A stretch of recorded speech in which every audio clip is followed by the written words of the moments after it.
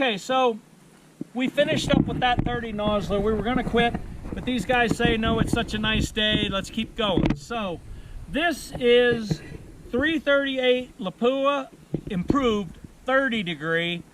I have fired 50 out of this gun, blowing out brass. And we have all of that with us, and we have 5 loaded rounds, I think, with 99, 100, 101, 102, 103, like that. And then we have our scales and stuff with us so that we can actually begin to figure out where the top end is, because there's no published data, right?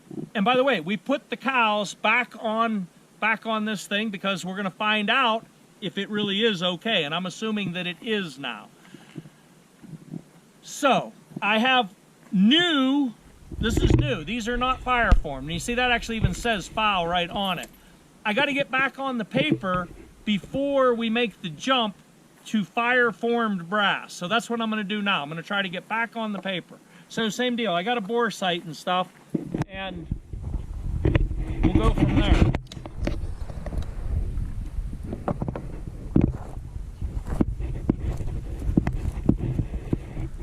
Now, again, this is unbelievable. Okay, so here, give me the camera. Okay, so you got to see this. I mean, so this scope has been on 2 different guns now. So I brought this completely different gun over here on bore sight, and you just got to see this. Here, look through there, Tim. Okay, nicely centered, and so what do you say, within an inch? I'd say about an inch. Or inch and a half, maybe. Yep, maybe so, an inch and a half. Here, go ahead and take that. So we picked it off of another gun, set it on this gun, and you would definitely not only be on the paper, you're in the orange. I mean, that's amazing. So that's a testament to Bat's machining. All right, so watch your ears. I am going to zero up just a little bit, I think. Although sometimes I wonder why, because I'm going to have to, maybe I won't. Maybe I'll just shoot it. Yeah, I think I'm just going to shoot it.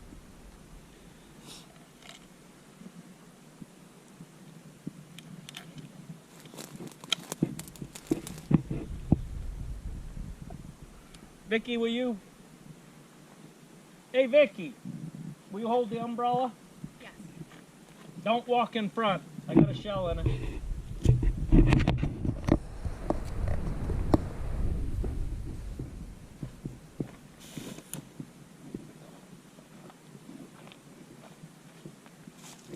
Okay? Yeah. Okay. All right, here we go. So this is just getting on at 50. And I didn't zero it. So I'm just going to let it go from the old interesting. It's funny how even that makes a pattern. So it's 2 inches low and 4 inches left. Should you put glasses on?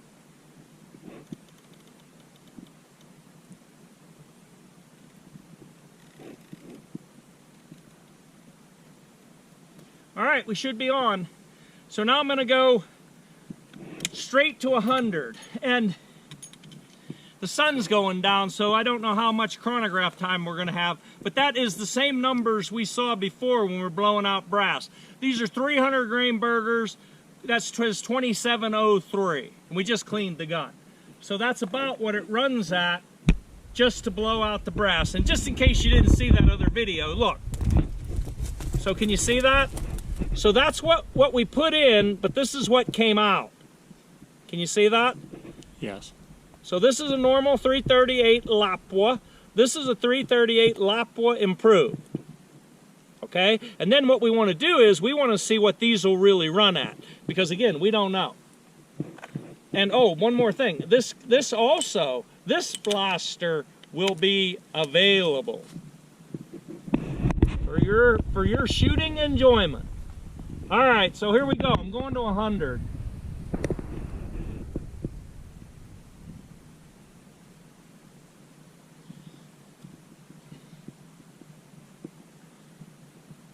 Kylo got her earmuffs on? Okay. All right. Going to 100.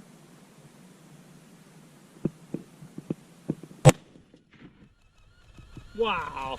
Again, I wish there was a camera down there. So it is perfectly centered right and left, and it is, I don't know, 1.5 inches high. Okay. So that one went, are you still running? That went 26.87.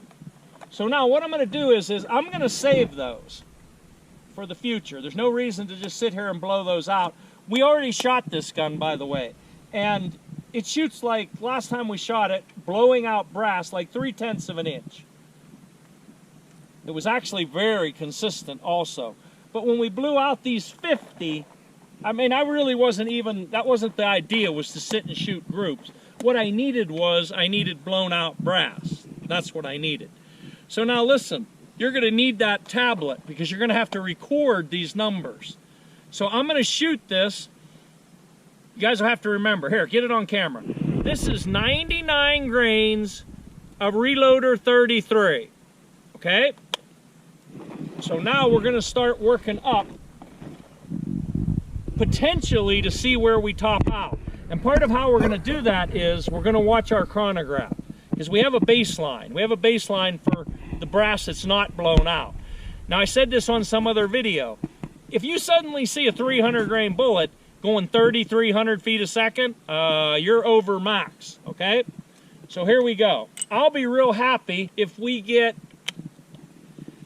if I see 3075 with the 300 grain bullet and good accuracy, that's where I'll stop. If I see 3100, I'd be thrilled.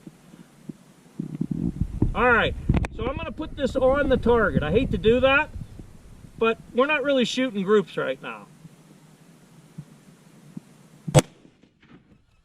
Which is crazy because those are touching. Now here's the interesting thing. We didn't gain anything. So, and I think that was what the charge was. I think that was my baseline. So that went 26.67. You're catching this, right? That was with 99 grains. You hear me?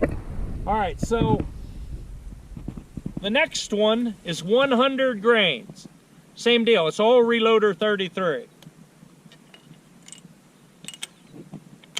Maybe that's why those two went right together. It's the same powder charge. But one was fired brass and one wasn't. One's fired. All right, here we go.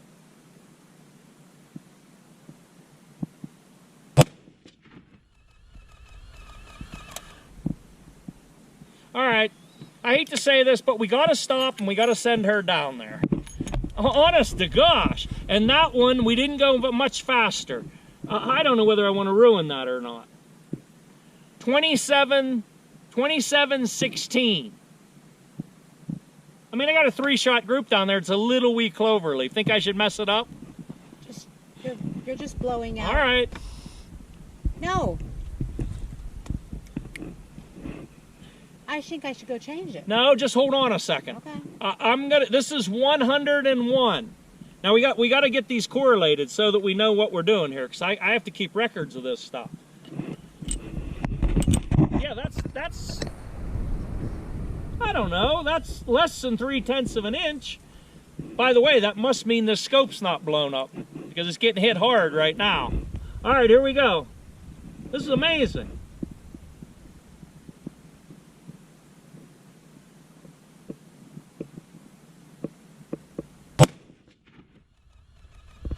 It didn't get any bigger. Honest to gosh. 2742. Are you going to be able to write this all down? 2742. We're supposed to be watching for pressure signs. But again, mostly what I want to see is the chronograph. So we're starting up now. You realize that? We're starting to go up. All basically in one ragged hole down there. By the way, I got to tell you something. You know, I love that old Premier. I really, truly do. But it's like, you see something? It's like, I don't know, at least 10 years old, maybe more. And so this cow's is brand new. This is really nice to look through. I mean, it really is. And this reticle, what is this? SKMR4, SMKR4? Yes. It's got the little dot in the middle. Very nice, very bright. I really like these. All right, here we go. We got one ragged hole going.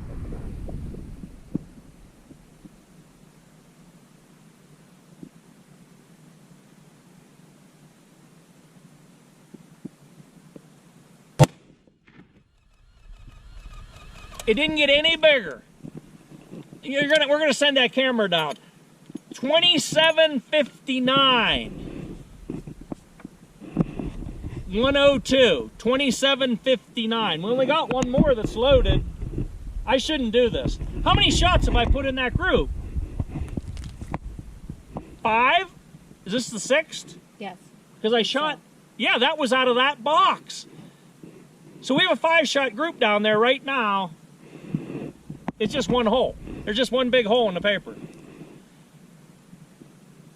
Wow. All right, so this is 103 grains. This is amazing. All right, here we go.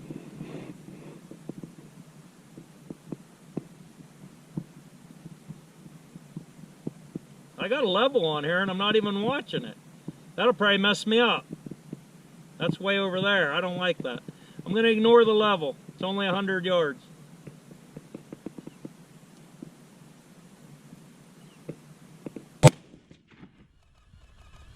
Got a hair bigger. 28.25. Big jump. And I could tell there was more recoil. All right, listen, you got to send that camera down there because we have to break and she has to write this stuff down. So run down there, please, and look at that.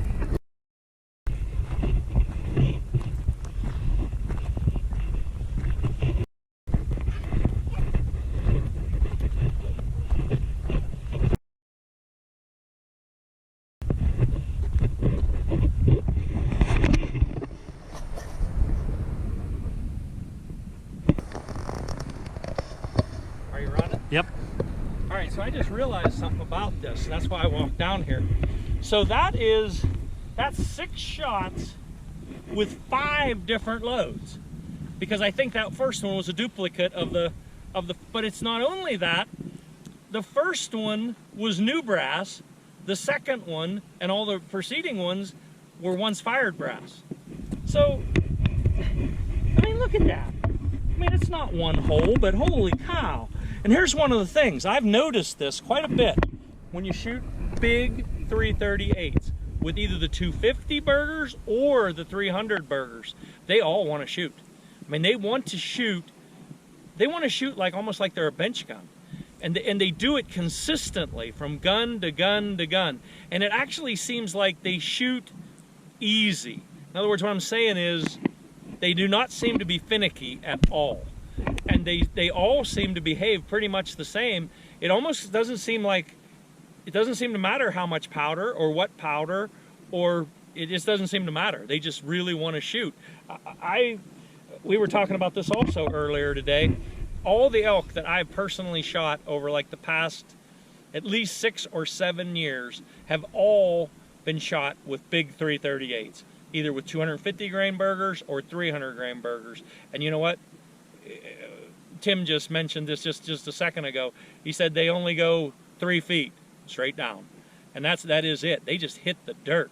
They don't go anywhere. And I shot a lot of elk with a lot of different cartridges, including a lot of big Wildcat 30s, and 338 is its own ball game. They hit hard. So anyways, that's pretty impressive. I mean, once we actually get load work done, who knows?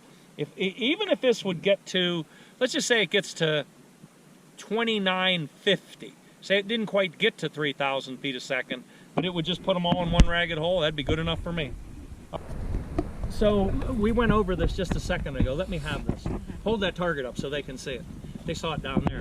So we went from 99 grains of Reloader 33 up to 103 grains, and the top speed was 28.25. So we were going to keep going. But the idea is to go 103, 104, 105, 106. Keep watching the chronograph. And it should be incremental. In other words, add a grain of powder, gain, say, 30 feet a second. Add a grain of powder, gain 30 feet a second.